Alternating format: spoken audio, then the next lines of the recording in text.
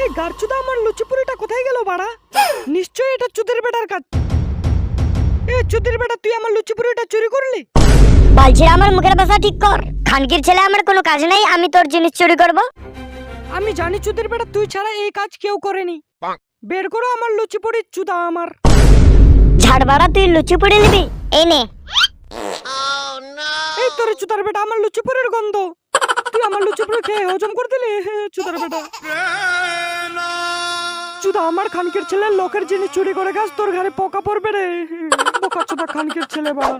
এই এই এই যত সব খানকির ছেলেগুলো, এটা স্কুল না মাছের বাজার? বাড়াগুলো এখানে চিৎকার চেঁচামেচিটা কিসের? মাস্টার, এই চুদির বেটা আমার লুচিপুরিটা চুরি করে খেয়ে নিল। কি রে খানকি মাগির ছেলে, এটা কি সত্যি? না মাস্টার, এই বাড়া মিথ্যা কথা বলছে। এই খানকির আমি লুচি পুরিটা খাবো কেন? মাস্টার, এই খানকির ছেলে একদম মিথ্যা বলছে। এই চুদা আমার লুচিপুরিটা খেয়েছে। আচ্ছা, এই চুদির বেটা তোর লুচিপুরিটা খেয়েছে, কোনো কি প্রমাণ আছে এর? হ্যাঁ মাস্টার, এর প্রমাণ আছে। এই চুদা যখন জোরে পাদ মেরেছিল, এর পিছন থেকে আমার লুচিপুরির গন্ধ বেরোচ্ছিল। মাস্টার, এর থেকে বড় প্রমাণ কি দিব আমি? এ জানোয়ার, তুই এদিকে আয়। কেন মাস্টার, আমি তো কিছু করিনি। এই বেটা, তুই এদিকে আসবি না?